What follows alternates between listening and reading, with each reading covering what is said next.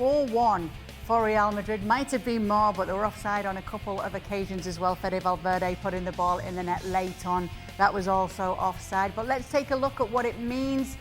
So it's Real Madrid sitting on top of the table, 2 points ahead of Atleti, whose winning run came to an end yesterday. They've also benefited from Barcelona dropping points against Getafe yesterday.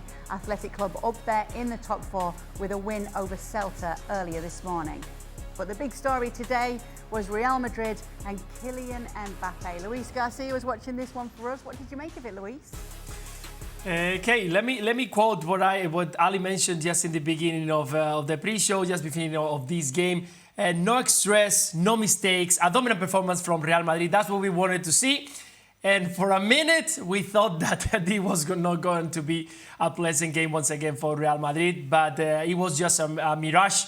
It was something that it lasted only 50 minutes until that Sandro penalty. After that, it was all about Real Madrid dominance, about not making mistakes, and about winning again pleasantly. I think that today, Real Madrid show why when they play at home with their supporters and when they play with that intensity, it's almost an unstoppable team. We saw Mbappe, one of the best games of Kylian Mbappe, not because only of his goals, his movement, his dynamism, his connection and link with not only Rodrigo, Brahim, with Bellingham. I think that overall it was a fantastic performance. It's true that Las Palmas just lasted only 15 minutes. After that, it was only about mistakes. The defense was a real disaster, very open, allowing too much space to the runs of Real Madrid. But again, when you go at the Bernabeu, if you think that you can manage the time and tempo of this team, you are always going to struggle. So it was a pleasant performance and a fantastic result to go on the top of the table. A good showing from Kylian Mbappe today. Is it anything to do with Vinny not being in the 11 today that he's shone like this?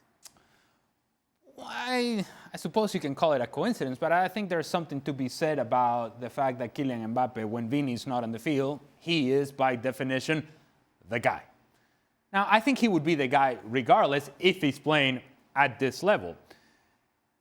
And more so than talking about whether Vinny's absence makes a difference or not, what I think is far more important here, if you're everybody else in La Liga, and you're beginning to see what Kylian Mbappe can do for Real Madrid, because him playing at this level makes Real Madrid certainly look unstoppable.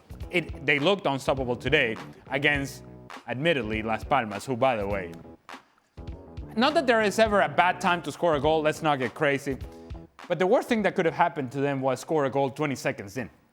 That actually woke Real Madrid up, and it's like, hang on for the next 89 minutes. That was never going to happen.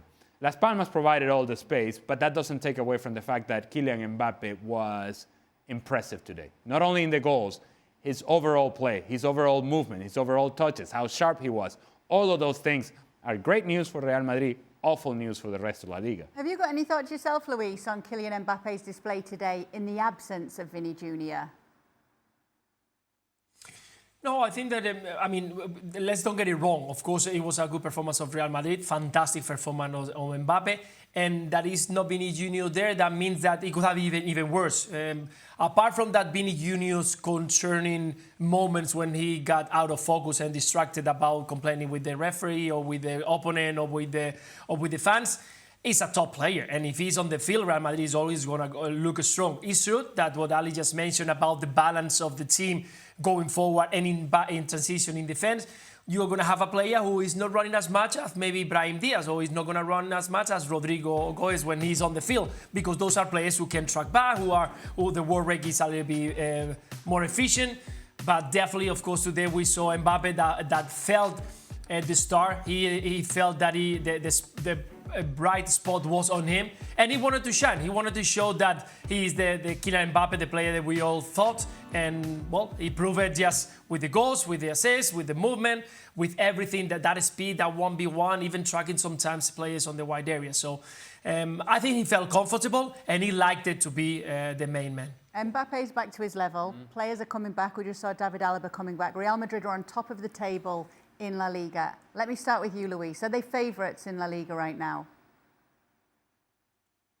They are the top of the table, and they are 7 points away from Barcelona and 3 points from Atletico de Madrid. So yes, at the moment they are favorites to win the trophy. We can say, of course, that because they are recovering, because they look...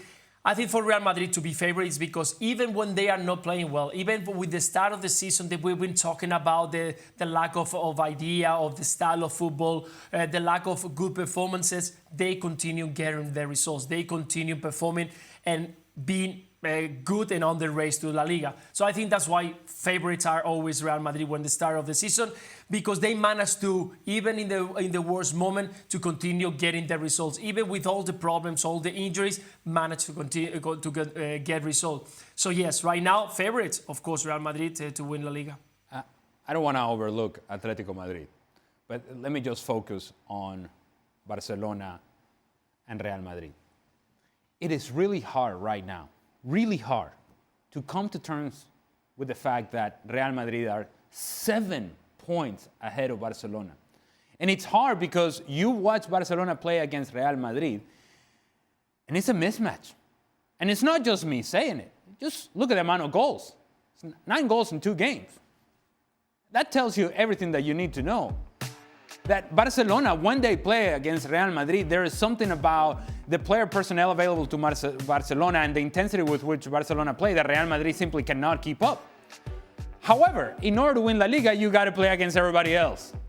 And against everybody else, Barcelona has struggled to some degree over the last 2.5 months, whereas Real Madrid has seemed to figure themselves out.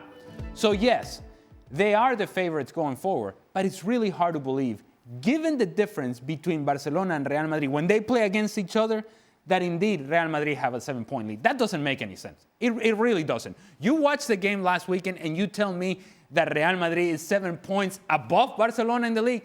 Doesn't make any sense. Yeah, I said last week, Barcelona just need to pretend that every opponent is Real Madrid, Yeah, well. and then they can fix all of their problems. Luis Garcia, thank you so much for being with us. We will be speaking to you again, my friend. And the Liga action rolls on Monday as we round out match day 20 with Villarreal taking on Mallorca. You can catch that game on ESPN+. And then next weekend, plenty to feast your eyes on. Atleti taking on Villarreal themselves. We've also got Real Valladolid against Real Madrid. And on Sunday, it's Barcelona against Valencia.